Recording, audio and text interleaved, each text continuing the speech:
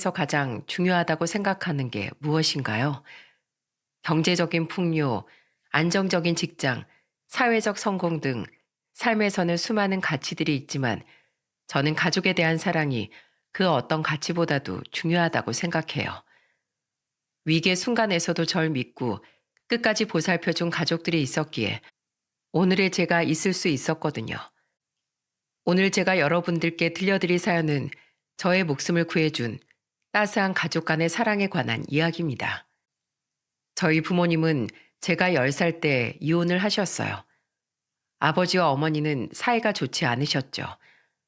하루라도 조용하지 않은 날이 없을 정도로요. 아버지는 생활 능력이 없으신 분이셨어요. 한 가지 일을 꾸준히 하는 걸 힘들어 하셨죠.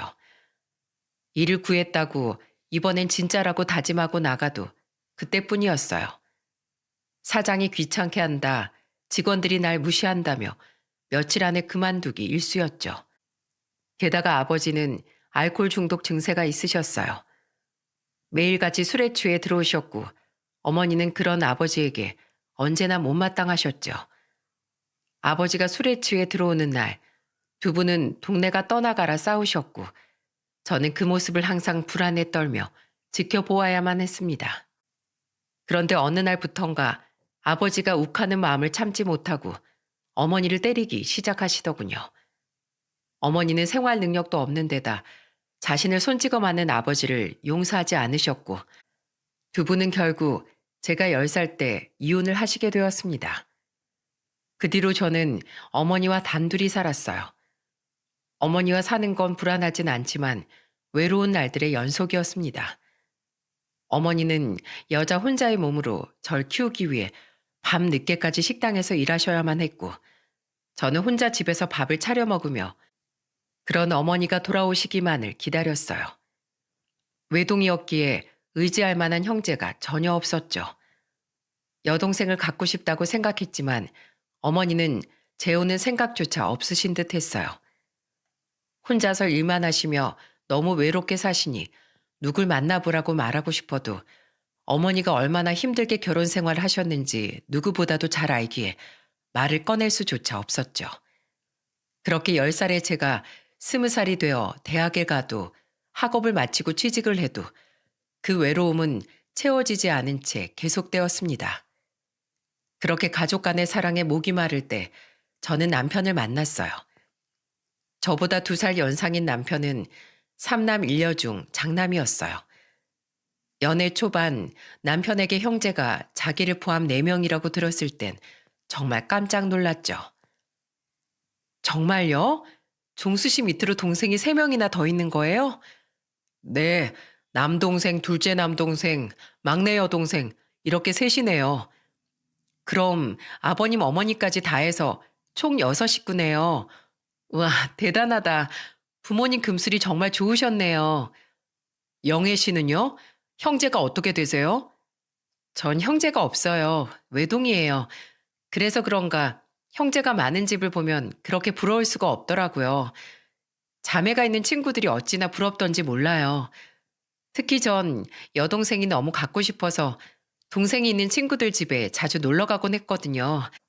언니, 언니하고 불러주는 게 어찌나 귀여웠는지 몰라요.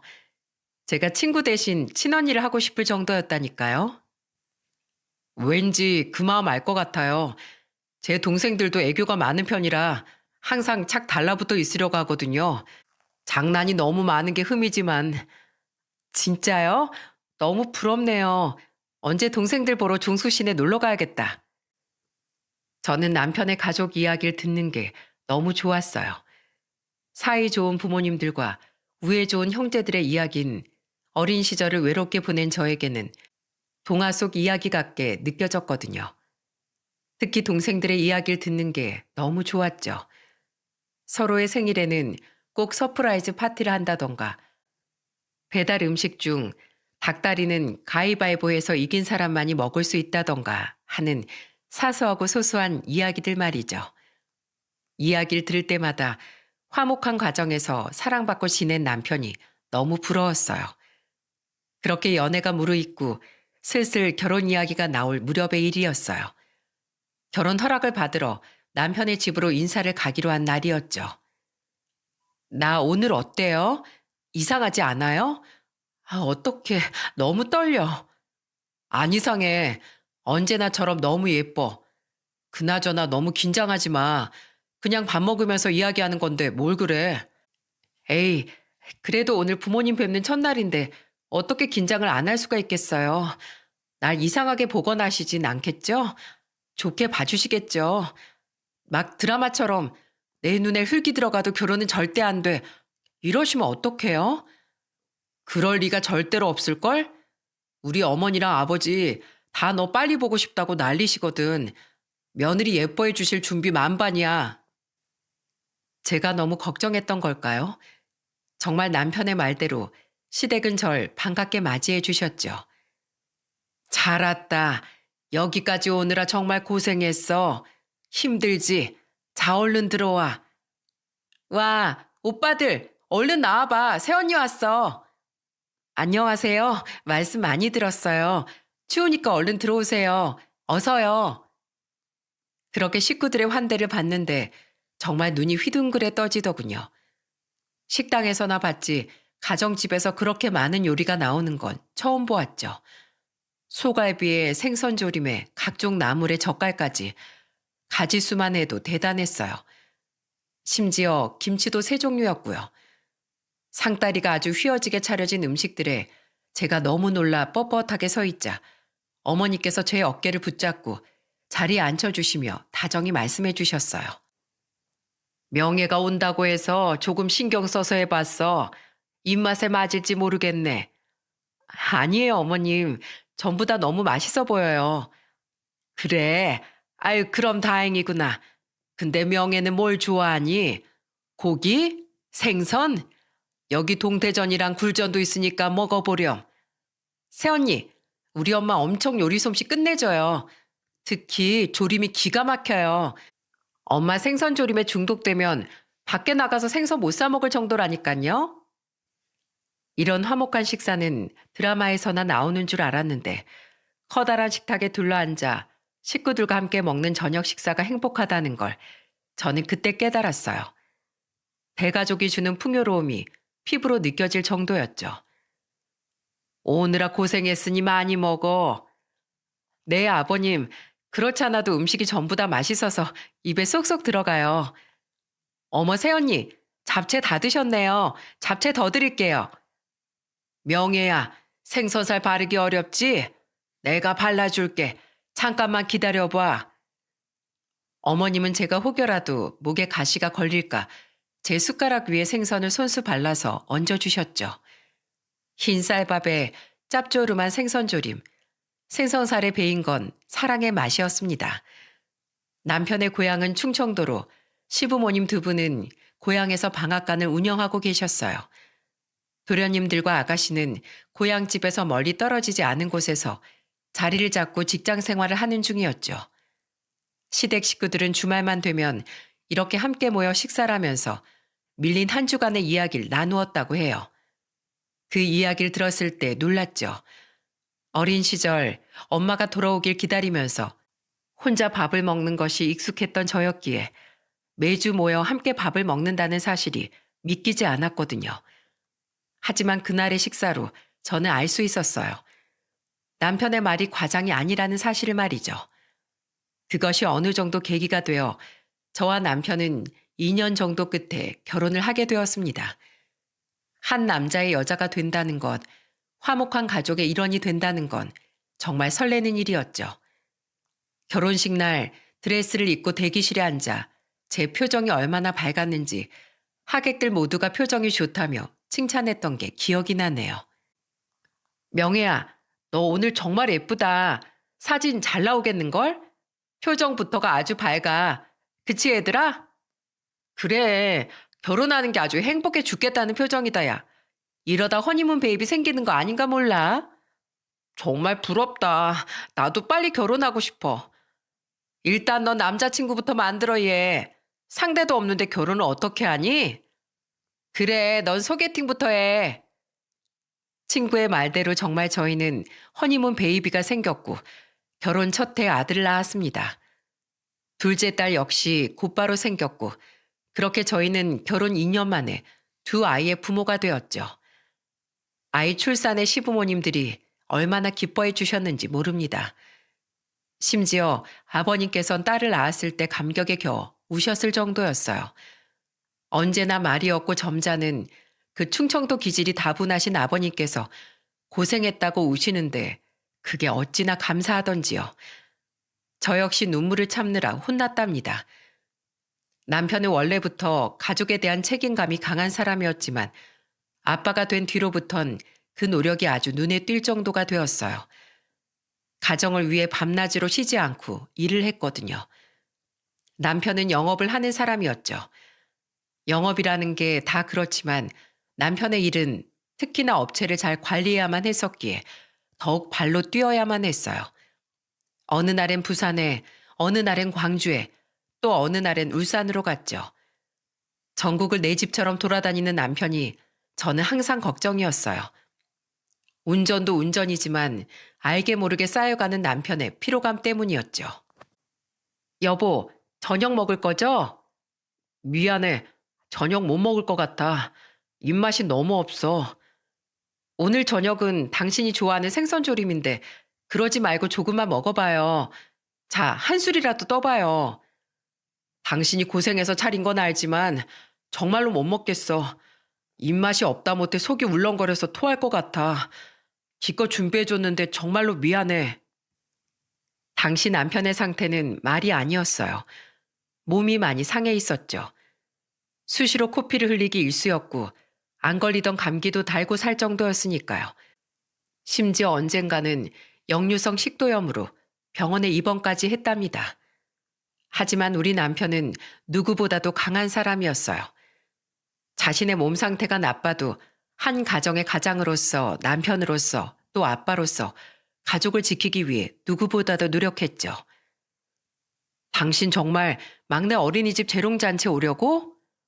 그럼 당연하지. 우리 공주님이 춤추는데 내가 당연히 가봐야지.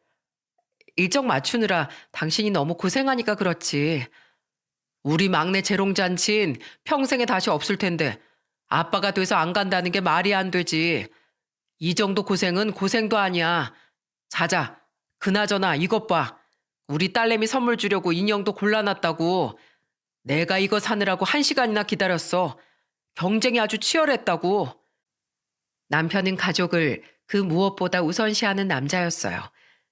살인적인 영업 스케줄 속에서도 언제나 저와 우리 아이들이 먼저인 사람이었죠. 저는 그런 남편이 자랑스러우면서도 한편으로는 저러다 쓰러지는 게 아닐까 항상 걱정됐답니다. 그 무렵 첫째 도련님의 결혼 소식이 들려왔어요. 집안에서 두 번째 결혼이라 시댁은 난리가 났었죠. 저도 덩달아 신이 났어요. 동서가 시부모님들께 인사를 하러 처음 집에 온 날, 저는 제가 그랬던 것처럼 동서를 반갑게 맞이해 주었어요. 그리곤 똑같이 귀띔을 해 주었죠. 어머님 조림이 세상에서 제일 맛있다고요. 동서는 명랑하고 씩씩한 사람이었어요. 어찌나 명랑한지 보는 사람을 다 행복하게 할 정도였죠. 동생이 갖고 싶었던 전 그런 동서의 성격이 무척이나 마음에 들었어요. 그건 저만 그런 것이 아니었답니다. 식구들 모두가 다 동서를 좋아했어요. 동서는 결혼하자마자 쌍둥이를 낳았습니다. 이란성 쌍둥이였어요. 아들과 딸을 동시에 낳은 동서를 보면서 우리는 모두 역시 씩씩하다며 입을 모았죠. 명절 때마다 한 손엔 아들을, 한 손에는 딸을 안곤 한박 웃음을 지으며 들어오는 동서를 보며 우리가 얼마나 즐거웠는지 모릅니다. 어머님, 형님, 저 왔어요. 어머, 동서 왔어? 애들도 아직 어린데 이번 명절은 쉬라니까. 어머님이랑 형님 계신데 제가 쉬긴 왜 쉬어요. 제가 당연히 와야죠. 어머님께 애들도 보여드리고 싶고요. 아유 참, 진짜 우리 동서는 씩씩하다니깐. 하지만 그늘이라곤 모르게 자랐을 것 같은 동서에게도 속사정은 있었습니다. 동서의 친정 상황이 좋지 않았거든요. 친정 아버지는 일찍 돌아가시고 어머니는 암투병 중이셨죠. 하지만 힘든 상황에서도 동서는 내색조차 하지 않았어요. 동서는 서방님과 두 아이, 가정을 지키기 위해 어려움 속에서도 꿋꿋하고 밝게 지내기 위해 언제나 노력했죠. 하지만 그런 동서의 노력을 하늘은 아시는지 모르는지 동서의 친정어머니가 암 투병 끝에 그만 돌아가시고 말았어요. 저희 부부는 동서를 보기 위해 장례식장에 있는 경상도까지 내려갔고 거기에서 엉엉 울고 있는 동서를 만났죠. 형님, 가까운 곳도 아닌데 이렇게 먼 곳까지 와주셔서 정말 감사해요. 동서, 그런 말 마. 우리가 당연히 와야지. 아휴, 세상에, 동서 얼굴이 많이 상했네. 잠은 조금이라도 잔 거야? 울기만 하고 밥도 안 먹은 건 아니지? 동서가 이러면 어머님 더 슬퍼하셔. 어머님 좋은 곳에 가셔서 앞으로 동서가 얼마나 잘 사나 지켜보실 텐데 잘 먹고 힘을 내야지. 안 그래? 내가 도와줄 테니 조금 쉬어. 그래요, 재수 씨. 어머님은 고통도 없고 아픔도 없는 편한 곳으로 가셨을 거예요. 그러니 너무 상심하지 말고 좋은 것만 생각해요. 일은 저도 같이 거둘게요. 감사합니다. 정말 감사해요. 원래부터 절 잘 따르는 편이긴 했지만 장례식장에서의 일이 계기가 된 것인지 그날 이후로 동서는 저를 친언니처럼 의지하기 시작했어요. 저도 진짜 여동생이 생긴 것 같아 좋았죠. 형님, 정말 형님 같은 언니가 있었으면 얼마나 좋았을까요?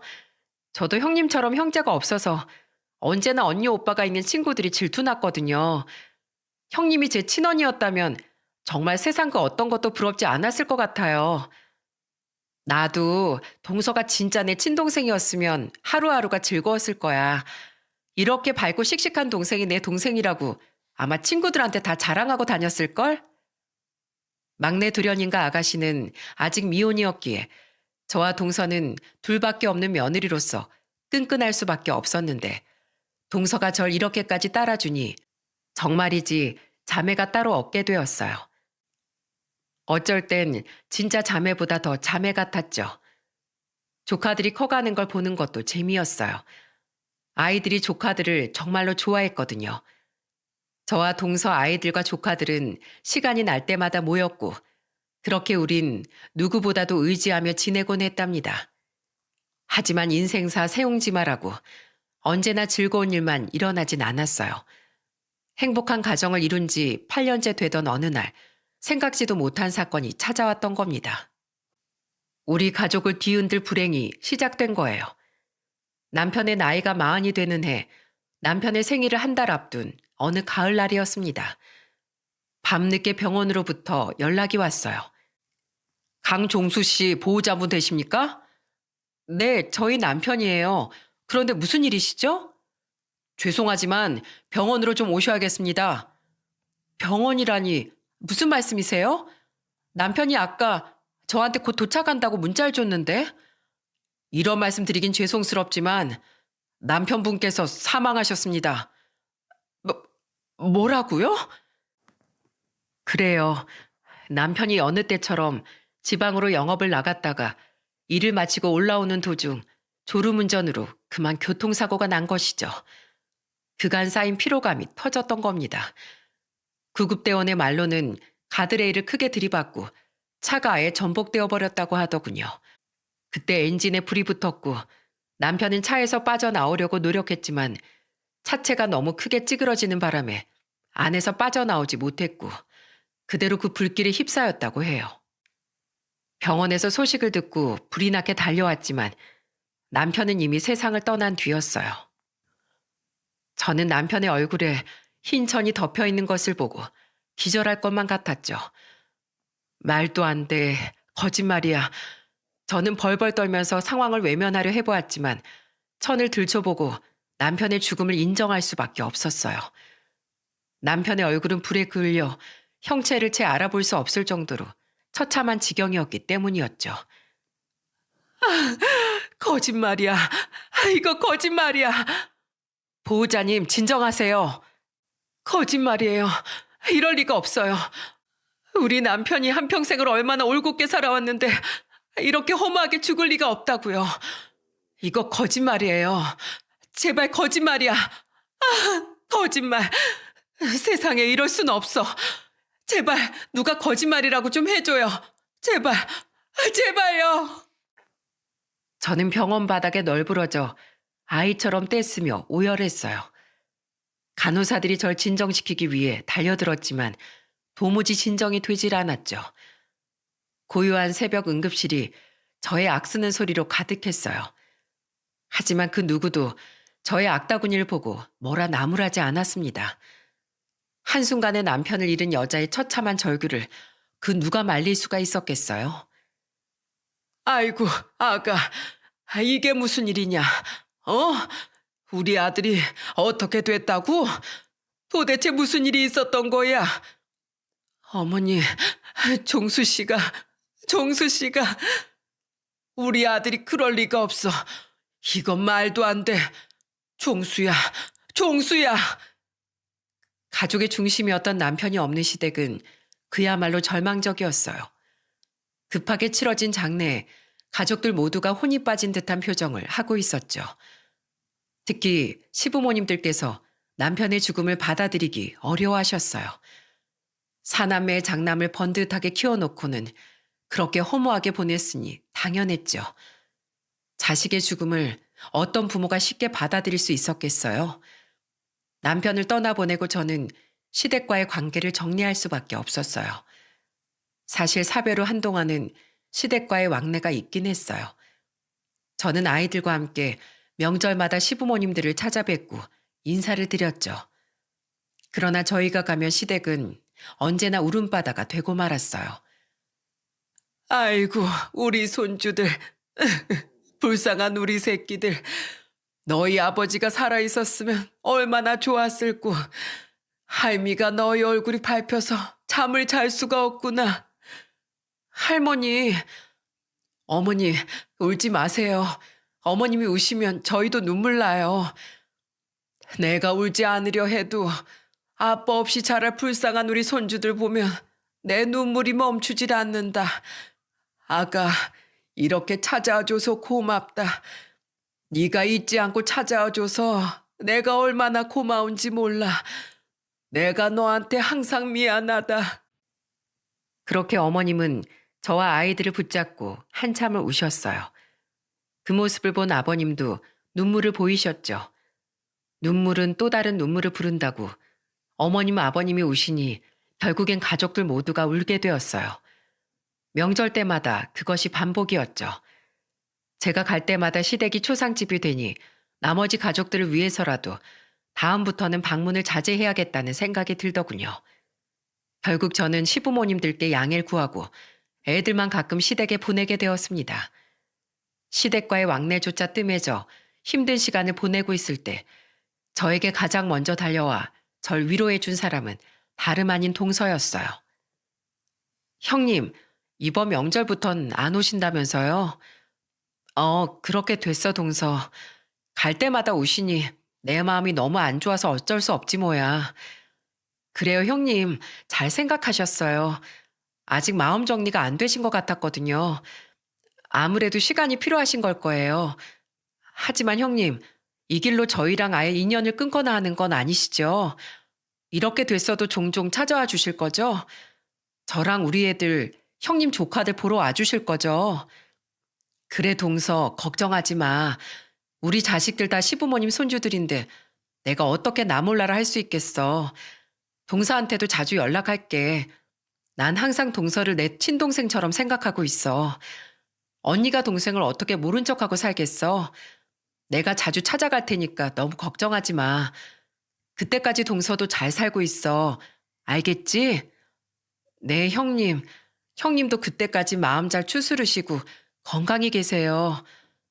고마워, 동서. 역시 동서밖에 없어. 동서는 제게 마음을 잘 추스르라고 했지만 사실 제 마음속에서 남편의 빈자리가 메워지기엔 상당한 시간이 필요했어요. 남편을 다시 볼 수 없다는 사실을 인정하는데 한참이나 걸렸죠. 아이들도 마찬가지였어요. 아빠가 없다는 사실이 아이들의 마음을 얼마나 힘들게 했을지 부모님의 이혼으로 어렸을 때부터 아버지의 부재를 뼈저리게 느끼던 저로선 그 마음을 모르는 바 아니었죠. 저와 아이들이 남편의 죽음을 받아들이는 데 꽤 오랜 시간이 필요했답니다. 그렇게 남편과 사별한 지도 4년이 흐르고 마음속의 상처에 어느 정도 딱지가 붙었을 때쯤이었습니다. 밤 8시쯤 되었을까? 제법 늦은 시간에 저는 동서에게서 생각지도 못한 전화가 걸려왔어요. 전화를 받은 저는 손을 벌벌 떨 정도로 깜짝 놀라고 말았죠. 수학이 넘어 동서의 말은 충격적이었습니다. 형님, 형님 저 어떡해요? 저 이제 앞으로 어떻게 살죠? 형님 저 정말 어떡하면 좋아요? 뭐? 서방님이 갑자기 그게 무슨 말이야? 동서, 진정하고 천천히 좀 말해봐. 그건 바로 서방님이 스스로 삶을 마감했다는 소식이었죠. 저는 그 말을 믿을 수가 없었어요. 정말 시댁에 무슨 좋지 않은 기운이 쌓인 건지 알 수가 없었죠. 하지만 뒤이은 동서의 말은 더욱 충격적이었습니다. 듣자 하니 서방님은 주식이나 코인에 한동안 투자를 했던 모양이었어요. 여러분, 뉴스에서 영혼까지 끌어다 쓴다는 말 한 번쯤은 들어보셨죠? 영끌족이 바로 주식의 영혼까지 돈을 끌어다 쓰는 사람을 일컫는 말이죠. 맞습니다. 저희 서방님이 바로 그 영끌족이었던 거예요. 서방님은 그간 모은 재산을 주식과 코인에 다 털어놓았고 시부모님의 노후자금, 막내 도련님과 아가씨의 결혼자금까지 있는 돈 없는 돈을 다 끌어다가 주식에 투자했다고 하더군요. 처음에는 수익도 좀 났는가 봐요. 하지만 원금까지 까먹는 수준이 되자 서방님은 일도 중간에 그만뒀다고 해요. 동서의 말로는 일도 하지 않고 집에서 컴퓨터만 들여다보는 일이 많아졌다고 하더군요. 결국 좌절한 서방님은 유서와 300만 원이 들어있는 통장 하나만 남긴 채 극단적인 선택을 하고 말았죠. 주식이나 도박, 무분별한 투자가 무섭다는 이야기는 들었어도 남의 이야기인 줄만 알았지 실제로 이렇게 보다 보니 그 비참한 결말이 너무 두렵더군요. 그렇게나 착한 서방님께서 왜 주식에 빠지신 건지 지금에 와도 정말 이해할 수가 없어요. 하지만 망자에게 그 이유를 물어볼 순 없는 노릇이었죠. 동서의 전화를 끊고 저는 바로 장례식장으로 달려갔어요. 거기서 저는 오랜만에 시댁 식구들을 만날 수 있었죠. 어머님은 제 얼굴을 보시자마자 오열을 하시며 저를 끌어안으셨어요. 어머니, 아버님, 저 왔어요. 아가야, 난 세상이 무섭다. 너무 무서워. 하늘도 정말 무심하시지. 왜 우리 아들들만 이렇게 다 데리고 가시는 건지 알 수가 없구나. 도대체 우리가 무슨 죄를 지었다고. 저는 저를 끌어안고 오열하는 어머니께 아무 말도 하질 못했어요. 위로의 말을 찾을 수가 없더라고요. 저도 두 아이의 엄마로서 그 마음을 모르는 바 아니었으니 더욱 아무 말도 할 수 없었죠. 가족을 위해 열심히 일하던 내 남편, 부모님께 걱정 한번 안 끼쳤던 착한 서방님, 두 아들이 그렇게 하루아침에 세상을 떠났으니 어머님은 얼마나 허망하셨을까요? 어머님은 한참을 우시다가 제 얼굴을 보고는 남편 생각이 나셨는지 갑자기 남편을 부르기 시작하셨어요. 종수야, 종수야. 그래도 네가 살아있었다면 동생도 그리 가지 않았을 텐데. 종수, 우리 큰아들아. 우리 아들들 이렇게 허망하게 가면 나는 어떻게 살아? 그렇게 오열을 거듭하시던 어머님은 결국 실신하시고 말았어요. 어머님, 어머님, 정신 차리세요. 엄마 정신 차려봐. 엄마. 장례식장은 발칵 뒤집혔고 저희는 어머니를 곧바로 응급실로 모시고 갔습니다. 하지만 어머님이 쓰러지시고 장례식장이 아수라장이 되었어도 아버님은 미동조차 하지 않으셨어요. 바닥에 털썩 주저앉은 채 망연자실한 표정으로 멍하니 영정사진만 바라보실 뿐이었죠. 심지어 사람들이 조문을 와도 멍한 상태셨어요. 손님들을 맞이할 생각을 아예 못하시는 것 같았죠. 아버지로서 아들들을 잃은 슬픔과 고통이 얼마나 크셨을까요? 사랑하는 아들을 더 이상 보지 못하는 부모의 심정이 어떨지 저는 상상조차 할 수 없었습니다. 시댁이 처참한 상태인 것과 마찬가지로 남겨진 동서의 삶 역시 비참해졌습니다. 동서는 모든 재산을 날린 서방님 때문에 월세방을 전전해야 했거든요. 시댁에서 도와주려 했지만 이미 서방님께서 시댁의 재산을 다 써버린 뒤였기에 도와줄 형편이 되질 못했죠. 하지만 그런 상황에서도 동서는 특유의 씩씩한 성격으로 어떻게든 이겨내려고 노력했어요. 형님, 저 이겨낼 거예요. 어떻게 해서든 우리 쌍둥이들 보란 듯이 키워낼 거라고요. 그래, 동서. 힘들 땐 언제든 나한테 말해. 힘들다고 해서 이상한 생각하면 안 돼? 알았지? 나 정말 지켜볼 거야? 네, 형님. 걱정하지 마세요. 제가 애들 두고 어딜 가겠어요. 우리 아이들은 제가 지켜야죠. 저는 쌍둥이들의 하나밖에 없는 엄마니까요. 그 뒤로 종종 저와 동서는 연락을 주고받았어요. 저는 혹여라도 동서가 나쁜 마음을 먹을까 너무 걱정이 돼서 밥은 잘 먹고 있는지 건강에는 이상이 없는지 생각이 날 때마다 연락하곤 했죠. 그런데 장례를 치른 뒤 1년 반이 지난 추운 겨울의 어느 날이었어요. 동서가 밤에 펑펑 울면서 저에게 전화를 한 게 아니겠어요? 형님, 그래 동서, 이 시간에 무슨 일이야? 형님, 저 좀 도와주세요. 동서, 지금 우는 거야? 무슨 일인데? 울지 말고 천천히 말해봐. 형님, 저 혼자서 아이들 키우기 너무 힘들어요. 월세, 생활비, 대출금까지 나가는 게 너무 많아서 살기가 벅차요. 형님, 이런 말씀 염치 없다는 거 알지만 저 한 번만 살려주시면 안 될까요? 제가 우리 쌍둥이들과 살 수 있도록 저 5천만 원만 빌려주세요. 한 번만 부탁드려요, 형님. 듣자 하니 동서는 아이들을 키우기 위해 식당에서 아르바이트를 했다고 해요. 특유의 명랑하고 씩씩한 성격으로 호기롭게 도전했던 것과 다르게 식당 일은 만만치 않았다고 하더군요. 손님들에게 무시를 당하는 건 물론이요. 심지어는 술에 취한 몇몇 손님에게 추행을 당했었다고 해요.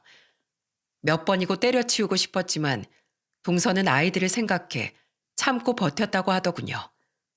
하지만 하늘도 무심하시지 혼자 있을 아이들이 걱정돼 서둘러 집으로 가던 중 동서는 전철 계단에서 크게 미끄러지고 말았고 다리에 골절상을 입고 말았죠. 결국 동서는 집에서 한 달간을 꼬박 쉬고 말았습니다. 누군가는 고작 한 달뿐이라고 말할 수도 있겠지만 동서에게 그 한 달이라는 시간은 큰 시간이었던 모양이에요. 월세니 보일러 값이니 애들 밥값이 나가는 돈이 어느 정도 밀려 있었던 와중에 한 달 동안의 생활비까지 더해져 감당할 수가 없었던 것이죠.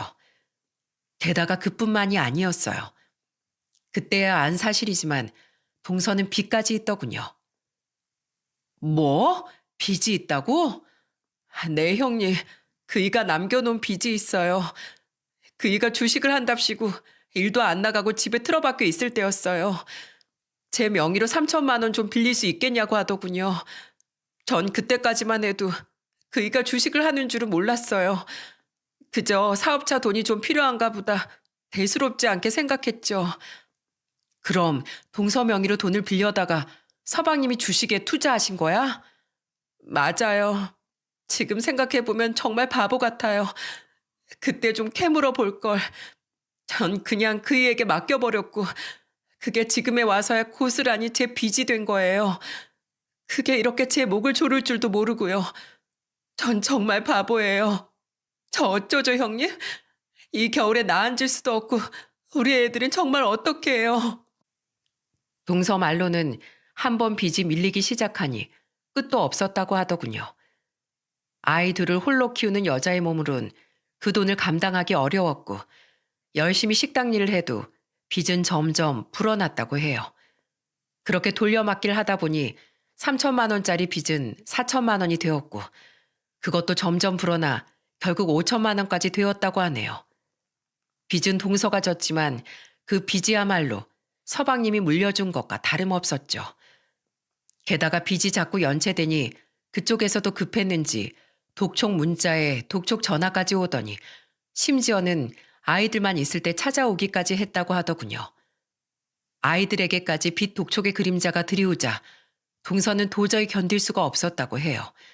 동서는 다람쥐 쳇바퀴 도는 이 절망적인 상황과 서방님이 물려준 지긋지긋한 빚에서 벗어나고 싶어 용기를 내서 제게 5천만 원을 빌려달라 전화를 한 것이었어요. 도와달라고 엉엉 우는 동서가 얼마나 힘들었을지 제 가슴이 다 아프더라고요. 동서, 울음 그쳐. 내가 도와줄게. 형님, 그게 정말이세요? 그래, 내가 도와줄게. 그러니까 여기서 끝내지 마. 좌절하지 말고 아이들을 생각해서 끝까지 포기하지 마. 동서까지 포기하면 나 동서 원망할 거야. 지옥 끝까지 찾아가서라도 내가 원망할 거라고. 알겠지? 우리 앞으로 더 잘 살아보는 거야. 다음 날 아침 저는 바로 동서에게 5천만 원을 송금했어요. 사실 그 5천만 원은 남편의 사망보험금이었죠. 저는 혹시라도 급하게 필요한 일이 있을 때를 대비해 남편의 사망보험금을 쓰지 않고 가지고 있었거든요. 그리고 어제 동서의 전화를 받고 결심했죠. 이 돈을 불쌍한 우리 동서와 사랑하는 조카들에게 쓰기로요. 형님, 고맙습니다. 정말 고맙습니다. 꼭 갚을게요.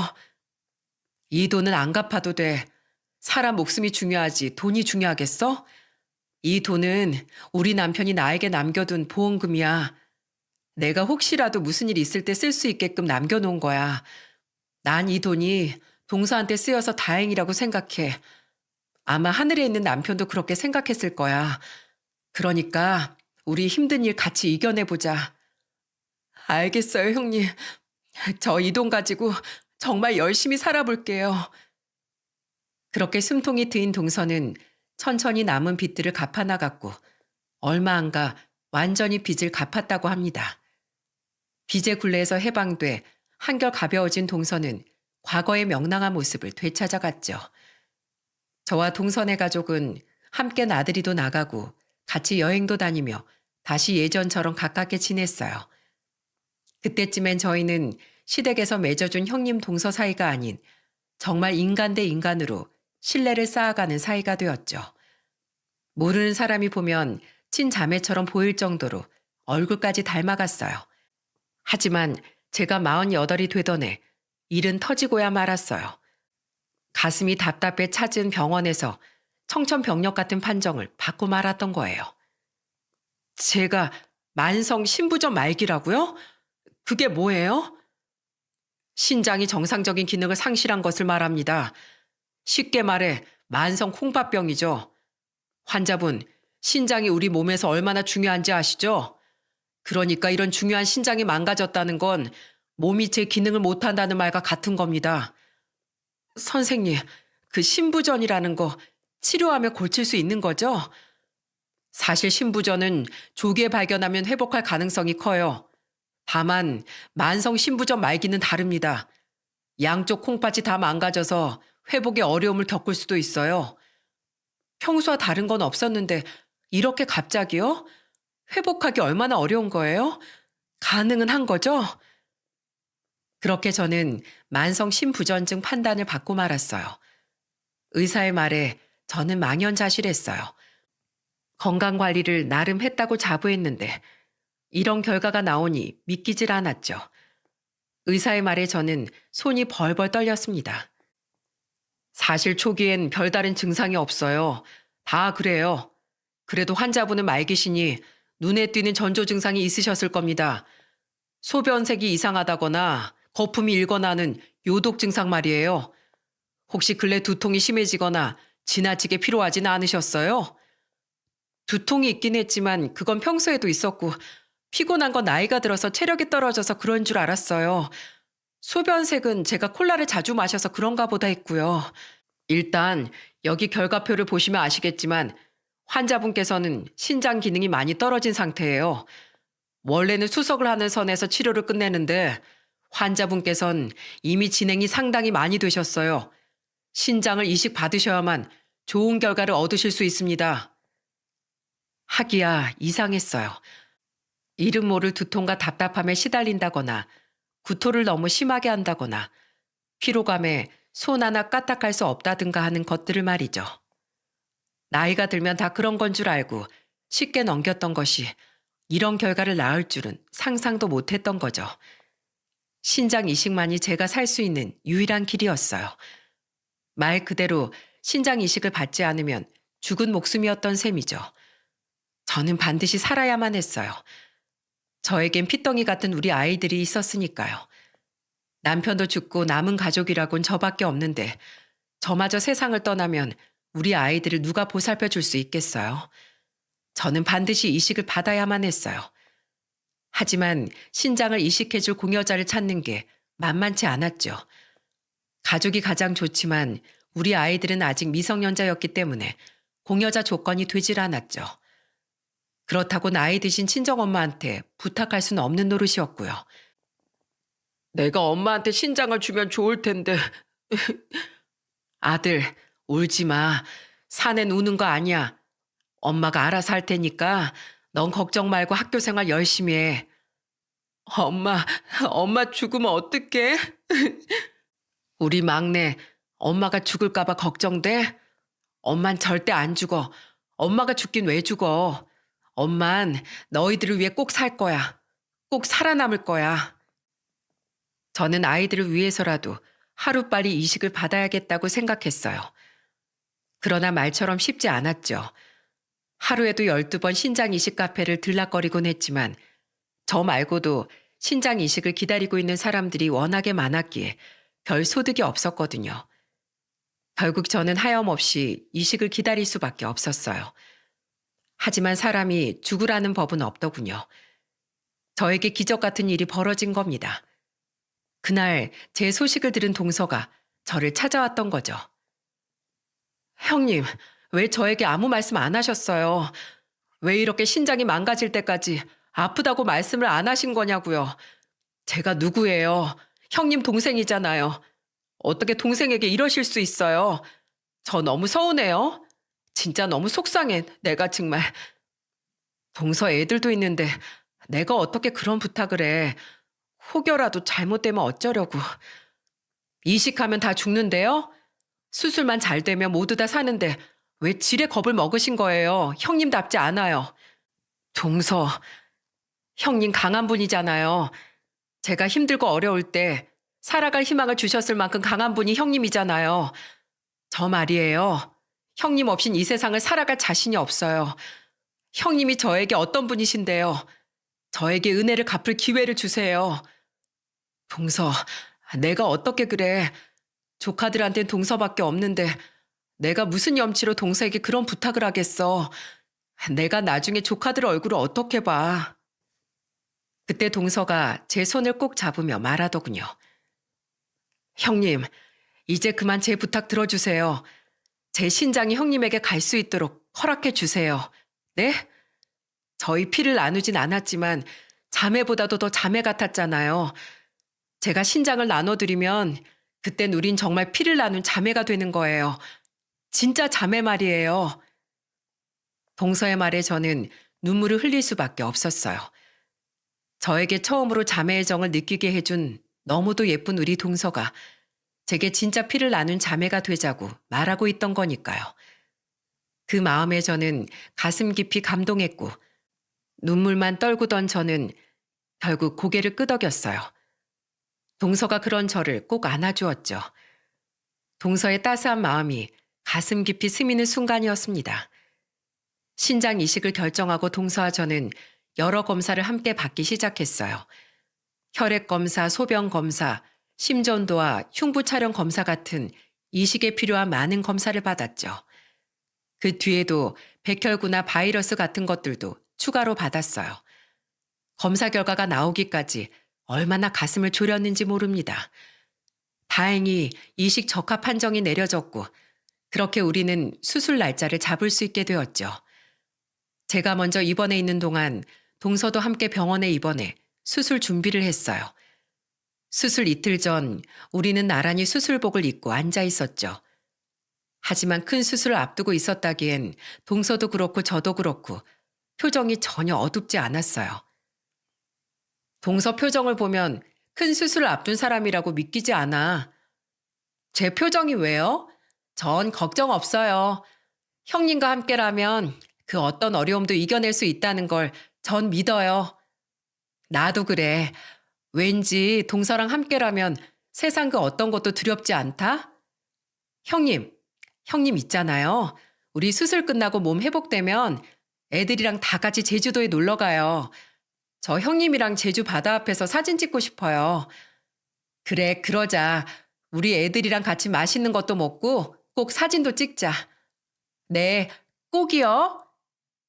이윽고 수술 당일 떨리는 마음으로 수술을 받고 정신을 차려보니 저는 4시간의 수술을 끝에 중환자실에 홀로 누워있더군요. 각종 바늘을 꽂은 몸에는 손끝 하나조차 움직일 힘조차 남아있질 않았어요. 그렇게 중환자실에서 보낸 지 5일 만에 저는 동서를 만났습니다. 우리는 서로의 얼굴을 보자마자 울음을 참지 못하고 펑펑 울고 말았죠. 형님 괜찮으시죠? 그럼 우리 동서 덕에 괜찮아. 봐, 오늘 병원 밥이 맛이 없어 아침에 걸러서 그런가 기운 없는 것만 빼면 아주 멀쩡해. 정말 우리 형님 강하시다니까. 이게 다 우리 동서 덕분이야. 내가 얼마나 고마운지 몰라. 정말 고마워, 동서. 동서는 내 생명의 은인이야. 형님 아니에요. 형님이야말로 제 생명의 은인이세요. 형님이 그때 주신 5천만 원이 아니었다면 전 아이들을 버려둔 채 아마 삶을 포기했을지도 몰라요. 이게 다 형님이 도와주신 덕분인 거죠. 전 그저 은혜를 갚았을 뿐인데요, 뭘. 동서. 형님, 그러니까 울지 마세요. 우리 앞으로 잘 살아봐요. 동서의 도움으로 무사히 수술을 마친 전 꿈에 그리던 아이들 품으로 돌아갈 수 있었어요. 돌아온 저를 보고 아이들이 펑펑 울었죠. 엄마가 죽는 줄 알았다고 하더군요. 특히나 딸은 수술이 잘못돼 제가 죽는 꿈을 여러 번 꿨다고 해요. 그 말을 들으니 가슴이 다 쓰리더군요.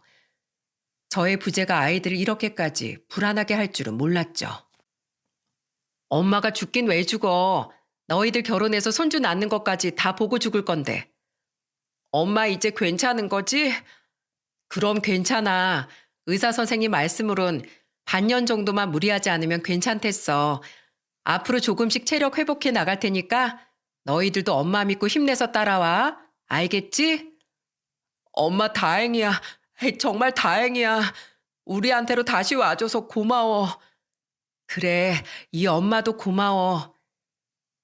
동서의 도움으로 반년에서 1년, 그렇게 또 1년, 2번의 계절이 지나갔을 무렵 저는 완전히 건강을 회복할 수 있었답니다. 그때쯤에는 회사에 복직도 하고 승진도 하는 등 과거에 지내던 대로 일상을 무리 없이 보낼 수 있었죠. 이런 일상도 다 동서 덕분이었어요. 동서가 아니었다면 저는 신장 이식도 받지 못하고 세상을 떠나고 말았겠죠. 혼자 남겨질 아이들을 생각하면 아직도 눈앞이 아찔해져요. 제가 일상을 회복한 것처럼 동서도 일상으로 돌아갔어요.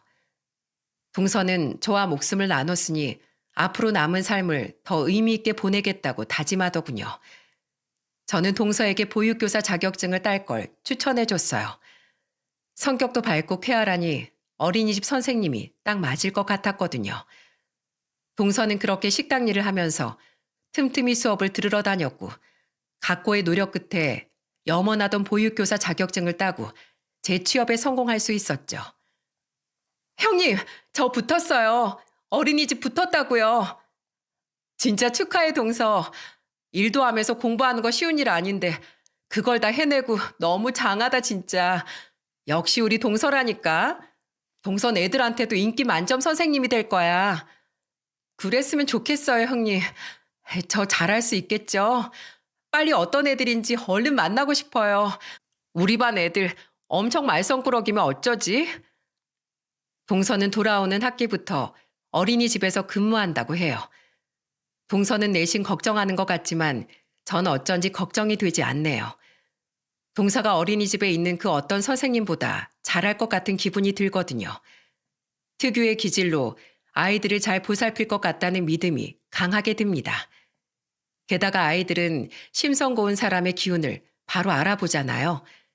저에게 보내주었던 사랑을 아이들도 피부로 느낄 수 있을 거라고 생각합니다.